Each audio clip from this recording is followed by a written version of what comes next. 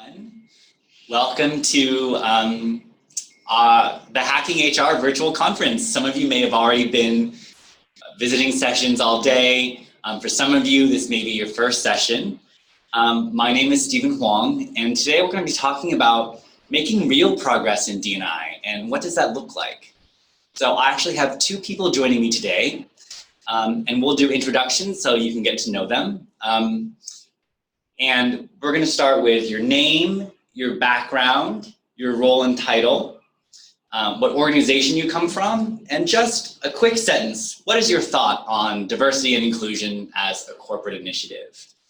Stephanie, why don't you go first? Stephanie is dialing in with us today. Stephanie, do you want to introduce yourself? Sure. Hello, everyone. My name is Stephanie Lampkin. I'm the founder and CEO of Blendoor. We are a people analytics company focused on mitigating unconscious bias in hiring and enable companies to diversify their workforce. Stephen, can you give me that last question you asked? Just your kind of current view on diversity and inclusion as a corporate initiative. Yes. So we've sort of been in the space for about 5 years now, right around the time a lot of tech companies in particular began their journey in publishing their diversity numbers and creating strategies and committees focused on improving. And we've noticed that in many cases, a lot of corporate diversity initiatives seem to be focused on optics, and it hasn't yet fully reached the level of operationalization that we see a lot of other high priority issues within a company. And so we're thinking very critically around how we can enable D&I professionals to do more than just a lot of the surface level strategies and tactics to improve their D&I versus really operationalizing it throughout the entire organization. Yes, thank you. Romy Newman joining us. Hi, Romy, how are you? Hi, Stephen. Great to be here. Thanks for having me. Yes, would you please introduce yourself, tell us about your background, your role, your organization, and just a little bit about your views on D&I right now. Sure. So I'm Romy Newman. I'm the co-founder of Fairygodboss. If you're not familiar with Fairygodboss, we are the largest career community for women. We were founded 5 years ago. My co-founder and I were both executives at the Wall Street Journal when we decided to get together and create a resource that would empower women in the workplace through transparency. So that's really what Fairygodboss is all about. Regarding your broader question, so maybe I might be a little more optimistic than Stephanie. I agree there is not great progress. I think what I see is that according to the World Economic Forum, we're more than 200 years away from achieving gender equality in the workplace. But that said, I certainly don't think there has ever been a time when more resources, more workplaces have been more focused on trying to figure out a path to diversity and inclusion, have devoted more resources to diversity and inclusion. So I think there's more interest, there's more commitment there for more authentic reasons than ever before. We have a long way to go, but I think we're in a better place than we've ever been. Awesome, thank you. And I'll quickly introduce myself. I realized I didn't do that either. So my name is Stephen Huang. My pronouns are he, him. My work is at CultureAmp. So CultureAmp is a people analytics platform. I'm based in San Francisco. And I've been working on diversity and inclusion here really since I started about 5 years ago. My current title is I'm Equitable Design and Impact Lead. So thinking about how we build products for our customers that help them create more equitable impacts. My view on D&I as a corporate initiative is, I flip back and forth between Stephanie's kind of viewpoints and yours, Romy. Like, on some days I work with people that all they care about is marketing, and I'm so frustrated. At the same time, they do have the resources and they're working on it and they're committed to it. So I guess maybe I'm somewhere in the middle. I see all the resources being funneled in, and sometimes I wonder if they're being funneled to the right places. Yes, I don't think anybody has the how. Yeah. And I don't think everybody has the desire, but I think if 5 years ago, 1% have the desire, now 25% have the desire. Yes, there's momentum. Right, I think there's progress. Yeah. I say that when we first launched as a website 5 years ago, we would walk into meetings and people would say, well, why would women need their own career community? And now I never get asked that question. In fact, many of the companies I talk to have specific metrics against the quantity of, the percentage increase of female and diverse candidates they're trying to see in the next year. Yeah, that's great. And that's actually a good segue into kind of what I want to talk about at first. The title of this session is like, what does real progress look like? So I think one thing that probably the three of us agree on is all companies want real progress. We want, you can hone in on progress, or you can hone in on real, or the combination. But that's really what this kind of discussion is about, is how do we all move forward and make progress that we can all be proud of? So the first question I have is, and we've kind of touched on this, is very few organizations would say they have a mature diversity, equity, and inclusion function or strategy. Most companies, at least most that I speak to, and I'm curious to hear from you, Romy, Michelle, would say that they're getting started, they're at an early stage, or some are, further along but aren't willing to toot their horn. A lot of companies start by focusing on recruiting, with a focus on women and underrepresented race and ethnic minorities, or URMs. From your point of view, is this the right step to focus on recruiting? Why or why not? What are the pros and cons of having a recruiting-focused D&I strategy? Who wants to go first? I can go first. So there are definitely pros and cons with starting with and focusing solely on recruiting. The most obvious con is without creating an inclusive environment, oftentimes, even if you do a really good job at recruiting, you're later on struggling with retention. If people are hired and don't feel as though they've been put in an environment where they succeed. However, I will say that recruiting shouldn't be completely ignored. I think it requires a multifaceted solution and approach. And oftentimes the first step is really just identifying what your core strengths and weaknesses are. So in some cases, it could be retaining certain demographics of people, maybe women who are mid-career and beyond, maybe people of color who are at this intersection of LGBTQ and other identities. So, one of the things, of course, I love about Culture Amp is that they do a good job of honing in on helping you understand, like, specifically where you can improve, and thus you can craft a strategy that really tackles the major issues head on versus just focusing solely on one thing or taking a one-size-fits-all approach. Yeah, I think your question, it's a little bit chicken and egg is the answer. I think you can't, no, of course, just recruiting is never going to do it. But you can't do it without recruiting either, especially, sometimes we'll talk to or work with very old-fashioned industries that are dominant white male. And so without an active effort to recruit minorities, underrepresented minorities and women, they're just not going to change by saying they want to change. So I think you have to try to do it all at once. And I also think that the goal has to be to find candidates and find hires that want to understand that they part of their job is being part of the change, and they want to help contribute to the change, and set signs for management that that they're really on board and they want to help support that change. But yes, certainly it has to come throughout.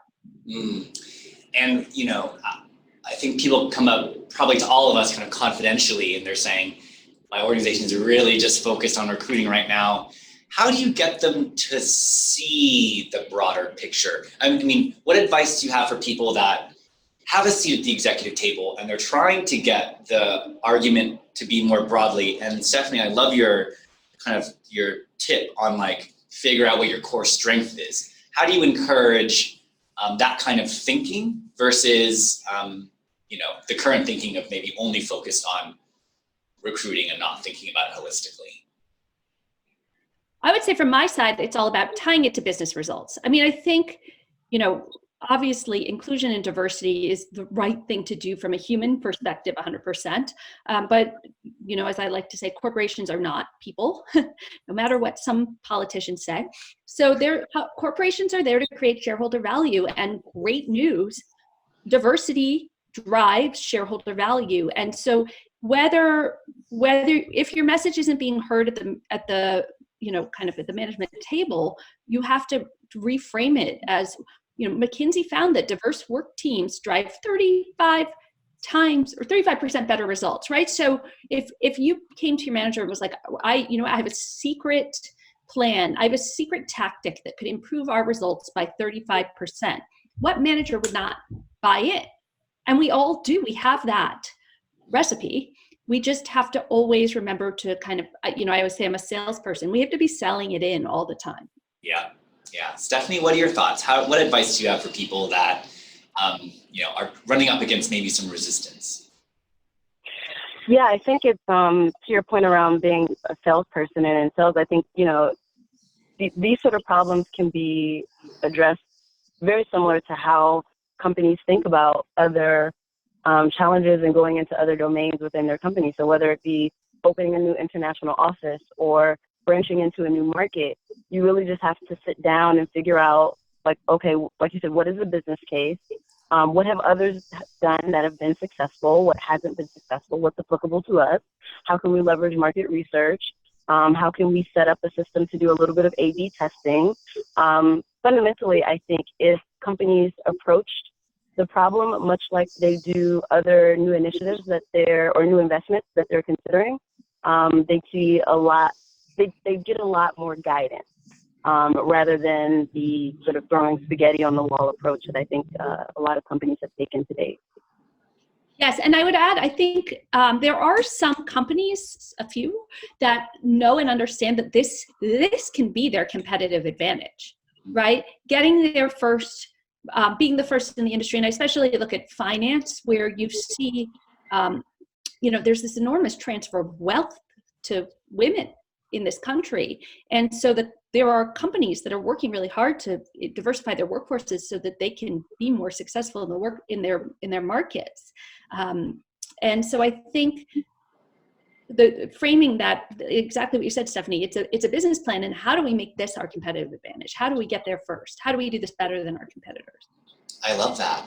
It's approach this problem with a business strategy like you approach every other problem, because the benefits are the benefits like any other business strategy. That really resonates with me. And if you are running into resistance from your manager or leadership team, appeal to their business sense. And if they can't do that, then they shouldn't be in business. Let's move on. I want to talk about both of your platforms. So Blendoor and Fairygodboss, and the reason we're talking about real progress with you too, is because I think bringing transparency to inequity and kind of the hiring process is one way that we really make real, tangible, measurable, concrete, sustainable progress. All of those adjectives. So Fairygodboss and Blendoor, and you can please speak a little bit more to a bit of those products and platforms. They bring accountability to these organizations, and this transparency helps shine a light on who kind of cares and who don't, and which organizations are really dedicated to making real progress. Tell us a little bit more about your products and share some of what you've learned through your journey, given that you have a front row seat. Romy, do you want to go first? Sure. So I'll just start by kind of explaining how we came to be. As I mentioned, my co-founder and I were both executives at the Wall Street Journal. And unfortunately, there was just a big management shakeup. The CEO was fired. And my co-founder, Georgine, was sort of collateral damage. She got fired very unexpectedly. And she's a product person. So suddenly she was doing a job search, and she had a very specific list of information she was trying to get answers to before deciding where to apply. In her job search, she sort of observed how much power and information is now available to the job seeker. And she said, but wait, I want to know, I need to understand how do women feel about working here? Do women feel they're treated fairly? Do women feel they have a seat at the table? What kind of benefits or programs does this company have to support gender diversity and all kinds of diversity? So she was trying to get these answers, but she could not find them wherever she looked. So being a true entrepreneur, she said, I see white space, I'm going to build the solution, and she found me. So you're absolutely right that we started out kind of very focused on reviews, free anonymous reviews. One thing though is it's never been our intent to sort of be the kind of catch the companies, because I want to believe companies prefer, and we want everyone to be honest, but I think companies want to do right. And I think, it's things that, of course, some people have horrible experience, but I think the vast majority of people have mixed experiences. And really all I want is for women to be much more empowered with information they can collect before making a decision where to apply. So we spoke quickly about how do companies transform. Sometimes companies are all white male that need transformation. And I'm not saying that a woman shouldn't go work there. I'm simply saying she should know before she goes. So it's about empowering job seekers with information, A. And then B, we've now kind of expanded in a couple different directions. Number one, we want to give companies an opportunity to say, look, it is important for us to be more diverse. Here's the things we're doing to get there. And that's why you should come join us. So we have a platform for companies to do that. And then, so a job seeker can sort of compare and contrast what companies are saying about what they're doing, and what kind of data they're willing to put up about their investments or their progress. But then in addition, I think we found a kind of broader social mission or social need, which is that we found women in the workplace were feeling very isolated. So, if you go to the internet, there's communities out there for women around parenting, and there's communities out there around gardening and celebrity and whatever. There's still, the void we're trying to fill is, where do women come together around career? A lot of women have a lot of hard days and don't feel supported, don't feel they have anyone to turn to. So we have a community where, an anonymous community where women can share questions and concerns and kind of hard to ask issues and get advice from the wealth of information in our community. So that's kind of how we've evolved. Excellent. And Romy, can I dig in a little bit there? So customers can showcase their progress, their what they're doing on your website. How do you hold them accountable? And especially in larger organizations, it's tough because 90% of the organization can be on board, but maybe there's 10% of a rotten apple. Of course, I think that's the reviews, right? So we've got this nice balance, and the reviews are never touched. So you've got both, here's what the company says and here's what their employees say. And if there's a huge disconnect, you can see their scores, right? So if there's a huge disconnect, you can see there's a disconnect. I think, simply by virtue of the fact that they're paying to be on our platform, they care enough to spend some money against it. And I think literally that's something, right? They care enough. They're out there trying to bring in more women, whether they've done the work to be a great place for those women yet. Not sure. But certainly I don't think that, until there's really equal representation for men and women and from underrepresented minorities around a board table, a company is there. So it's really just about how much information can you get, and what is this company trying to do? I often say that female job seekers are not looking for the company that has figured it out, because I haven't found that company. So what they're looking for is evidence that the company is genuinely invested in making a change. Yeah, thank you. Stephanie, tell us about Blendoor. Tell us what you've seen. And I think, your first comment was showing maybe a little cynicism that I share too, is, where does that come from? Tell us a little bit. Yeah, so, well, I'll take a step back. I started Blendoor with a very specific recruiting purpose because of the sort of narrative that a lot of companies had around the pipeline problem. I personally have gone through pretty challenging recruiting experiences, and a lot of which had to do with unconscious bias. And so I wanted to make it a bit easier. But as I mentioned, I very quickly realized that though companies were making investments and publicly demonstrating that there was care for these issues, there was no conversion in terms of hiring and leadership representation. So we came out with this product, Blend Score, 3 years ago, which goes in and does a pretty in-depth audit on all of the different things companies have in place, the diversity of their leadership team, the diversity of their overall organization, any partnerships, programs, benefits, initiatives that they have in place. And I specifically wanted to stay away from reviews because I, as a scientist, an engineer, am sort of bullish towards objective data.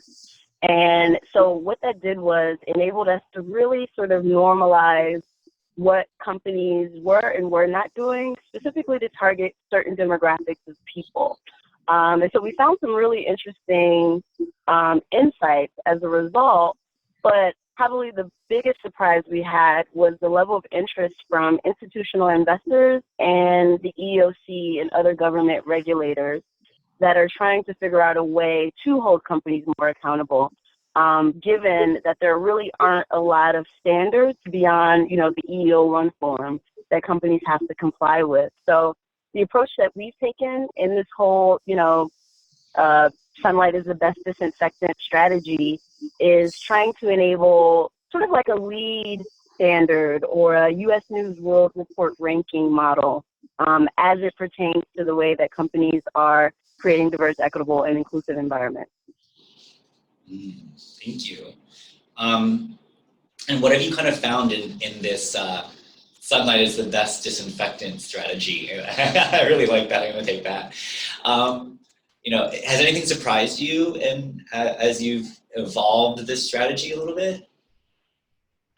Yeah, there have been quite a few surprises, and particularly because we've been tracking this data for about 5 years now, we have some really interesting trends and insights.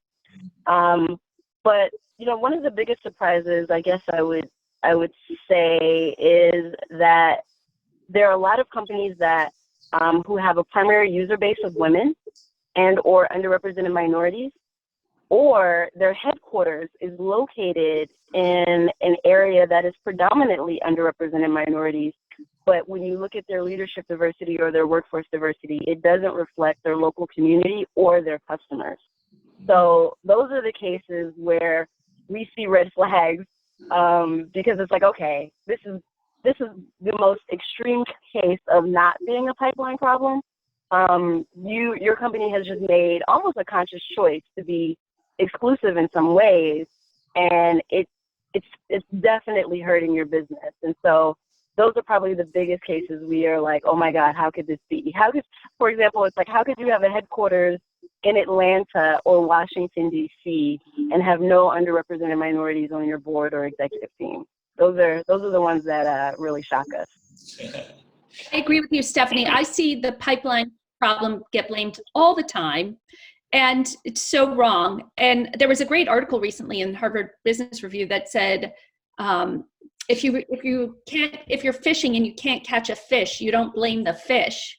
You try a different tactic, right? So I think when I look at it, the recruiting funnels and processes and tools have all been set up toward white men, and so now when companies don't see enough diverse applicants or don't convert enough diverse applicants, the pipeline gets blamed, and it's not accurate at all. I like that analogy a lot, and I think a lot of people rely on the pipeline problem, and any D&I person will tell you that's a dog whistle for something else. So both of your platforms use ratings, and I kind of want to just clarify, Romy, Fairygodboss kind of relies on people's ratings, and that's unfiltered. Current employees, correct. Completely unfiltered. And Stephanie, the Blend Score is kind of a score or index that's based on public data, is that right? Or is it, or are rating employee reviews filtered into that at all? That's correct. It is 100% public data. So you can kind of think of it like a stock ticker.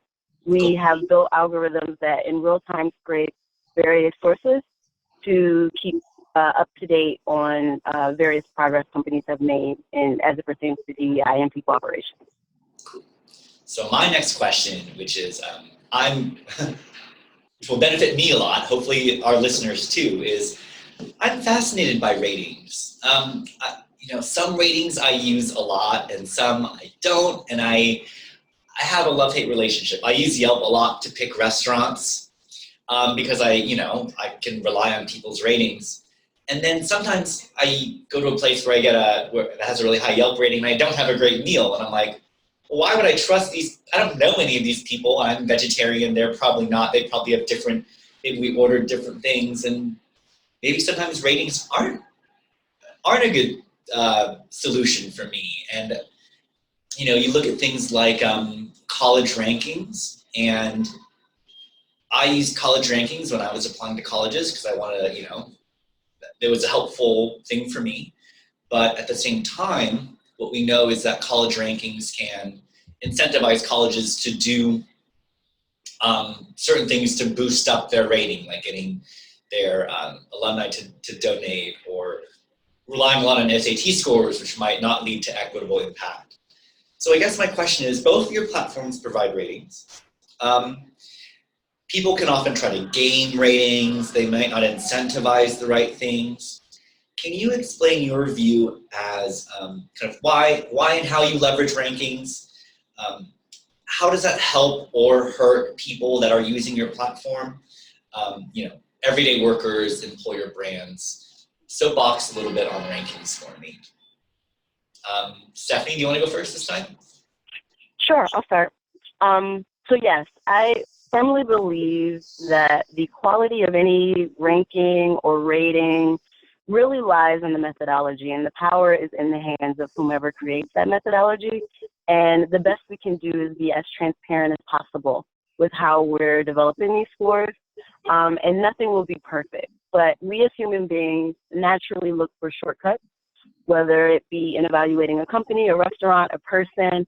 It's just how our brains are wired. It reduces cognitive load. So that's why we have credit scores. And that's why, frankly, a lot of companies leverage algorithms that rate and rank candidates for a role. We use AI for choosing candidates, so why not leverage AI for choosing companies? The best that we can do is leverage machine learning and create more targeted ratings and rankings so that you as an individual can go in and report your identity, so gender, sexual orientation, socioeconomic background, race, ethnicity, etc. And we be able to leverage that information about you to make recommendations for companies that we know that you can succeed in. And the more targeted and the more refined we get at that, I think the closer we get to reducing some of the risks associated with ratings and rankings. But really, there is no perfect solution. I think to date, when it comes to employer brand, we largely rely upon LinkedIn or Glassdoor or what our sort of colleagues may know about different companies, which is biased. I mean, it's inherently biased. So with anything that leverages AI and data, there will be flaws. I think for our sort of hypothesis is that make the methodology as transparent as possible, and we try our best to use data that incentivizes good behavior. Wow. I like that. And I agree. I think, with our rankings, they're simply the outgrowth of the reviews. And with regard to the reviews, I mean, really what we're trying to do is build a whisper network. So, I think about the story of my co-founder. Her point was that when she was looking for a job and she didn't want to ask the people she was interviewing with, well, do women get treated fairly here? She could only get as far as her network allowed her to, right? And we've heard so much that women are not as good at networking. We don't have as robust networks. So if you have a more limited network, how can you get the value of the disproportionate amount of information that, say, men have?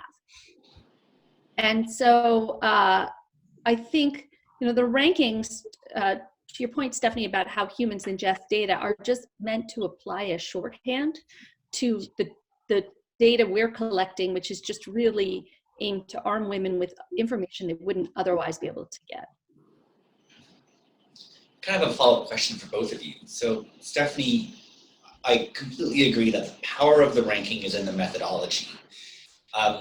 I think a lot of people are looking to rankings for help on, probably looking at Fairygodboss for the next role. How do we evaluate the strength of a methodology? That's a really good question. So fundamentally, ratings and rankings are trusted when there's been enough evidence that they're accurate. We've sort of seen that with Netflix and various others that optimize based on, accuracy. So for us, the way that we think about quality and measuring success of our rankings is when we get to the point where we can get feedback from the market, whether that be via job seekers, reporting that they've had a good experience in the interview process with the company, or existing employees reporting high satisfaction across the many different platforms that leverage surveys, et cetera, to evaluate the quality of their experience at a company. I think there's so many really awesome tools out there. Culture Amp, of course, I'm giving a lot of plugs for, but there's so many different tools out there now that are really evaluating some of these things and doing a good job of segmenting populations across demographics. So I think those will be tools that we can leverage to see how accurate our methodology is. Yeah, that's a great answer. And I appreciate you two. I prepped some questions, but I'm kind of like digging in as this conversation goes along. So Romy and Stephanie are very deftly answering my kind of deeper questions. Yeah, good setup, Stephen.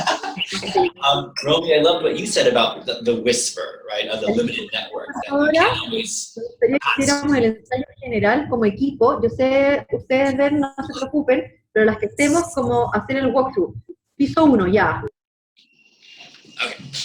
Romy, I really liked what you said about kind of, leveraging and harnessing the whisper of this limited network that maybe women have. And I definitely see a lot of benefits and pros to using, a Glassdoor-esque type thing if you can validate that they're a current or former employee and give context to their review. One thing that we know about Glassdoor is people are always trying to game the system. How does Fairygodboss, or what's your philosophy on preventing people from trying to game the system through various ways? So I will say, I'm happy to report I haven't seen many people trying to game our system yet. Maybe we haven't hit it big enough yet. So it hasn't been an overarching problem. But what I will say is that the way that we mostly work with companies to generate their reviews is through their employee resource groups, which are groups of women.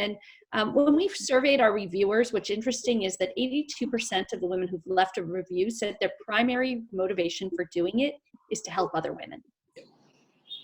So I think there's a really different reason that someone leaves a review on Glassdoor versus leaving it on Fairygodboss. I also always say that the question that Glassdoor asks, the big question is, what advice would you give to management?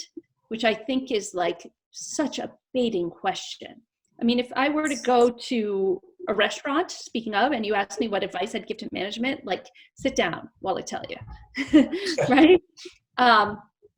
And our question is, what advice would you give to women who are thinking about applying here? Because we're all trying, the whole point of our platform is for women helping women. Women to help women find a job, avoid a job. So it's just about, and usually for the most part, the advice that's left is it's long and it's thorough and it's textured. So it's not like work here or don't work here. It's like, if you're considering work here, you should know that this, and this are the things that help people get ahead. This department can be harder than this. So it's actual advice about what it's, and that is, I think the truth is that there's very few companies that are like a hard yes or a hard no, or everyone has a great experience or everyone has a poor experience, right? Everyone has various experience. I think that would come across as so much more authentic than yes or no rating, because there's pros and cons for every organization. No culture is perfect. You know, I just want someone to tell me the truth, you know? Right. And just help me understand what to expect. Yeah. Characterize this organization for me. Yeah. Okay. That's great. So it's like you're giving, it's a rating, but beyond the rating, it's advice. Like, here's what you need to know. Here's some advice. Yes, and we're asking 15 different questions about, do you think women are promoted fairly? What's one thing the company could do to get you to stay? So we're trying to size up the texture of this experience. Great. I have one question on, like, it's based on your two, you know, life and work experiences. I want you to give a piece of advice to women, underrepresented people that are applying to their next job. And the context is that when we're talking about making real progress, I think real progress is happening through this like top down, but really through this, also through this grassroots movement. If we look at Time's Up, if we look at Me Too, there's this populist groundswell of momentum that's probably fueling both of your platforms really well right now. Leaders are either a blocker or an accelerator to this change. And you meet with lots of these leaders in your positions, I'm sure, and a lot of people that may be interviewing are probably going to have some sort of, you know, interview with their manager, maybe their manager's manager or a leader, depending on the size of the organization. Can you give us all some advice? Maybe if I'm in an interview and I'm chatting with, you know, someone maybe 2 or 3 levels above me, what kinds of questions can I ask them to see if they're truly committed? I think every leader at that level knows how to give a polished answer. What kind of question can I ask them that's going to give me a real look at if they are going to be an accelerator or a blocker to this movement? To me, it's are they measuring progress on diversity, and is that person personally accountable for it? That's what I would look for.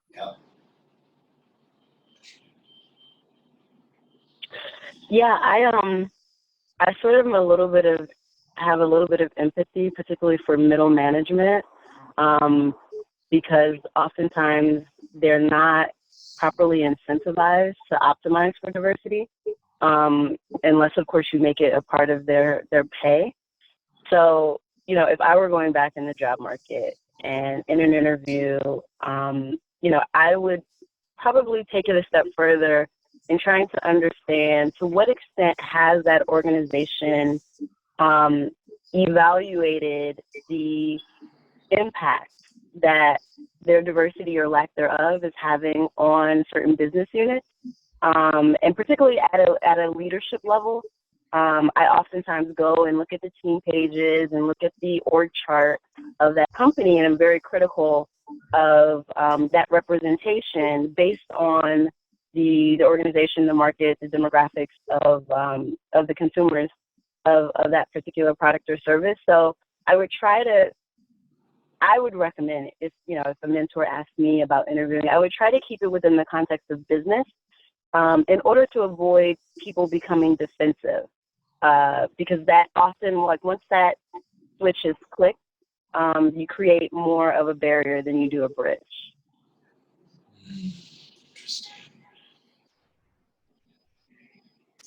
This is such good advice. I wish we had a way for people to kind of call in and ask their questions, because you two are giving such great advice. What about your advice for a leader on the opposite end of that? Let's envision that you are, in the C-suite of your organization, and your company is trying really hard, doing the right things, but early on in their journey. Like, maybe you don't have a lot of successes to point to, but there is real movement and progress happening, and someone asks you a question, and even if they do keep it in the business context, you can't help but get a little bit defensive because maybe your results aren't that good, maybe you don't have enough to speak to. How would a leader communicate that progress is happening, and that the real values are there without just coming across as virtue signaling? I think it's a matter of authenticity. Oftentimes when really small companies come to us and they're very early on in their journey, I ask very targeted questions about what is the genuine reason for why you want to diversify? Is it because you're getting pressure from the media? Is it because you're trying to avoid a scandal? Or is it because you truly understand and are ready to embody the benefits of diversifying your team? And once that's established, I think it's a lot easier to create, a bit of employer brand and initiative around that. I know for me, my decision to go to Stanford was largely due to President Hennessy at the time coming out and speaking publicly that they will always take race into consideration when evaluating applications, unlike the UC Berkeley system, because he really wanted Stanford to reflect as best possible the demographics of the United States. And he felt like diversity wasn't a nice to have, it was a need to have. It was an asset for the entire student body. And so just hearing him communicate that in a way that felt very authentic was really impactful for me, versus just having sort of a soundbite or what felt like more of a PR political stance on why, why they were prioritizing diversity. Follow-up question, Stephanie. And you don't have to answer this if you don't want to. What % of companies that come to you are authentic and ready to embrace the benefits of diversity? And how many, whether they tell you outright or not, are more looking to avoid a scandal, or the scandal has already happened? So more often than not, we are contacted after the scandal has already happened. It's human psychology, right? It's about urgency. I think when we talk about diversity, for the most part, it's very much a nice to have, right? Because for the most part, the U.S. corporation has existed for 100 years, and a significant part of that time has been running pretty successfully with predominantly white men. So there's a sort of, well, is it broke? Why do we really need to fix it mentality? But I think the scandals and sort of the reactive behavior creates a bit more sense of urgency than just the McKinsey reports that say diverse teams perform better. So it's unfortunate that it has to be that way. But I think, people don't typically move very quickly and aggressively until after there's been a major problem. Right. And even then, corporations are large ships, which are really hard to change, period. Take it from me, I've worked at a newspaper. But so what I would, I think, at least, with regard to gender diversity, what is going to force the hand is demographic changes. And that is true with racial and ethnic diversity, as well as our population gets more diverse, as more of the labor supply gets diverse, companies have to change. A lot of times I talk about the fact, which I don't mean to say this is such a dark fact, but I refer to it a lot, which is that women are 73% more likely to die in a car accident. Do you know why? It's because crash test dummies are men. They use male bodies for crash test dummies. And so you think about the American workplace, and to your point, Stephanie, it's built to suit the needs of the white man, and our workforce is changing. The talent supply is fundamentally changing, both in terms of demographic makeup and also just attitudinally. And so companies, it will happen, they will change because they have to, or they won't have talent. I've noticed that a lot in my work. I particularly like working, so Culture and works with all sorts of different companies. We have about 3,000 customers. I love working with my retail customers because retail is being transformed, obviously. And the companies in retail that have a chance at surviving, they are thinking not about next year, they're thinking about what does this next generation hold? I need to think about how do I service a generation. In America, 2019 was the first year in since the beginning of America, that the majority of children born in America are not white. And so they're going to enter the workforce in 18 to 21 years from now. So depending on immigration patterns, we're saying 2041 to 2046 will be a majority minority country. If you can't recruit, develop, and retain under what are today underrepresented workers, you're not going to have a future. And Nike talked about why they supported Colin Kaepernick, and they said, well, we're selling to the next 30 years, not the last 30 years. And so when it comes time to be authentic and take a stand, what's going to serve your business? Look at the next 30 years of your customers, and you're going to have to take their identity into consideration. I think that's really important. So this has been a really fruitful discussion. I have a few lightning round questions. So I'm just going to throw out a topic, and then I kind of want you to just respond. I'm not even going to ask a question. I'm just going to kind of throw something out, and it will probably evoke something out of you. So here goes. Diversity of thought. Romy, go ahead. Necessary but not sufficient. Thank you, Stephanie. Necessary but not sufficient. Okay, I like that. Romy, what about you? I was going to say, I think diversity of thought is essential to success. Yep. What would you say if someone says, well, our diversity, we have lots of diversity of thought in our board. He went to Yale, and he went to Princeton, and he went to Caltech. Right. I mean, I think, what does diversity mean, and how have you defined it, right? But yep. I think diversity of thought that comes from diversity of experience, right? There you go. Diversity of thought that can really only, the type of diversity of thought that comes from varied life experiences. Yes. I'm on board with that. I've actually thought about working on a TED Talk topic related to this, but I really don't have the time. But so my fiance is a sociologist, and we talk about this ad nauseum. And one of the things that is missed whenever people talk about diversity of thought is the ways in which your identity impacts your lived experiences on this planet in such a way that you have more than just diversity of thought. You have a way that you see the world. You have a different lens and a way that you move about the world that is greatly impacted by just the body that you are in, whether it be a female body, a Black body, a trans body, etc. So though diversity of thought is valuable as sort of a broad concept, you still need diversity of identities because so many of us are experiencing the world in a very different way, and therefore it impacts the way that we problem solve, the way that we communicate, and the way that we innovate. I'm looking forward to that TED Talk, Stephanie. It's like coming soon. The evolution of diversity of thought, introducing, diversity of thought and identity or something like that.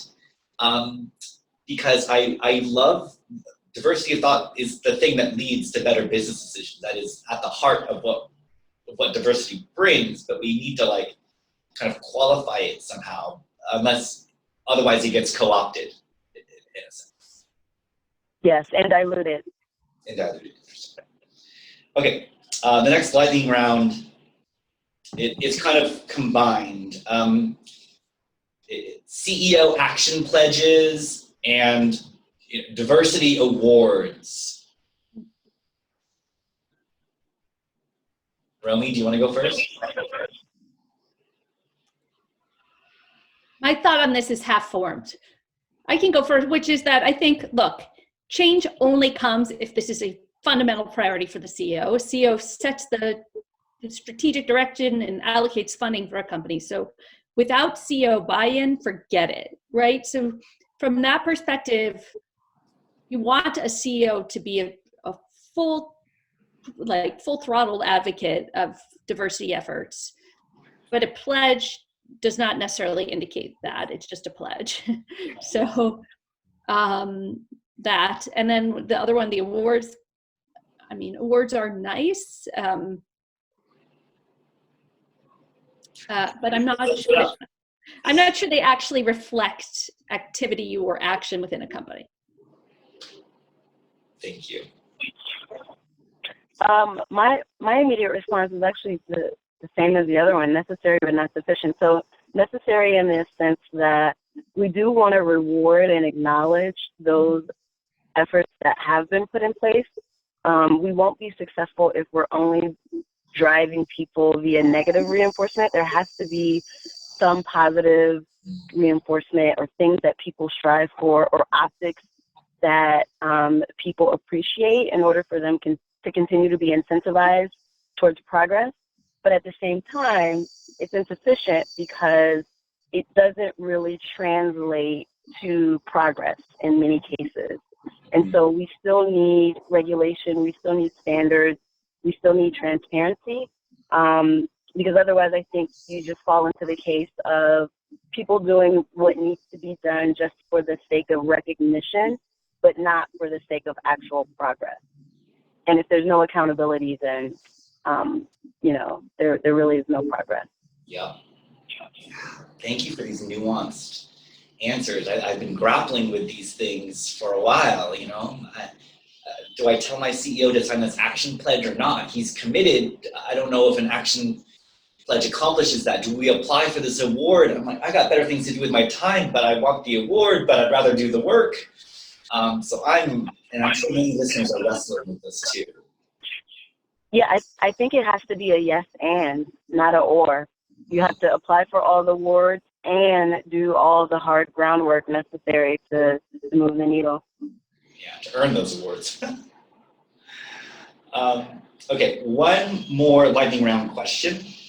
The state of venture capital in America today. Venture capital today, this is going to be a bold statement. Venture capital today is the equivalent of redlining in the 1960s. Wow. Explain that. Meaning, I believe there to be very intentional and conscious exclusionary practices that are keeping women and underrepresented minorities and LGBTQ folks out of certain markets and opportunities and access to capital, much the same way that certain demographics of Americans were restricted from purchasing homes and getting mortgages in the 1960s and 70s. And do you think, and unless there, go ahead. I'm sorry. No, sorry. I think unless there is something as big and bold as the Fair Housing Act, we won't see any difference. We won't see any major difference in the amount of capital that's being allocated to non-white males. Stephanie and I are both kind of in the tech space. Romy, what are your thoughts? How familiar are you with venture capital? Yeah, I've raised venture capital. So, right, 2% of venture capital goes to women. But I will say that having had a front row seat and going through the process, I didn't find it to be awful. I think there does seem to be a much greater focus on funds attempting to try to diversify. I think the problem lies in the fact that their evaluation methods are built on pattern recognition. Mm-hmm. And since historically they didn't give capital to female founders and underrepresented minority founders, they don't have successful prototypes that they can draw on for future standards. So I agree it has to change. I hadn't thought about sort of like government intervention, Stephanie, which is an interesting thought, and would love, to see a change. But I think it is changing organically too, when you look at who has the money and who's making the investments and what their fund mandates are and how that will change as well. So I think if it won't change from within the system, it'd be interesting for it to change without the system. Thank you. We have, I want to end on time, and Enrique is, making sure we all end on time. So I just want to give both of you at least just a little bit of time at the end to kind of soapbox. We've had a pretty a great discussion covering a very varied topics over this last 55 minutes or so. What's your final piece of advice? I mean, I think the people that probably joined this session, based on the title, are looking to make real progress. And it can seem like there are a lot of avenues to make progress, some more effective than others, some maybe some dead ends. What is your final piece of advice for listeners that are just trying to make real progress? I would say my final piece of advice is, just stay the course. Drink lots of water, get lots of sleep, meditate. It's a really, really hard problem that I don't think will be solved overnight, obviously, but it's so multifaceted. There's so many different historical reasons and socioeconomic reasons and all sorts of reasons for why these challenges exist, but also reasons for why it won't just be solved within HR, or it won't just be solved by the CEO. I think the tenacity and intentionality of those DE&I professionals and champions is what will get us to the finish line, but we just have to keep toiling, much like those who've come before us. Yeah, I would actually say I'd like to see companies take more radical action. I'd love to find companies that I feel like right now companies for the most part are sort of just benchmarking each other and kind of keeping it parity, with some exceptions. And I'll give you like a notable exception is Microsoft, who has actually tied manager incentives throughout the company to the diversity of the teams. Right. Or if you think about a few years back when Salesforce did a pay audit, and was very public about it, I'd love to see, 20 major companies taking bold, demonstrative steps like that to make change. And they may not all be right, but unless we're trying, we don't know what works. And things that are happening are too incremental. Yeah. And give each other a little bit of grace when we try something radical.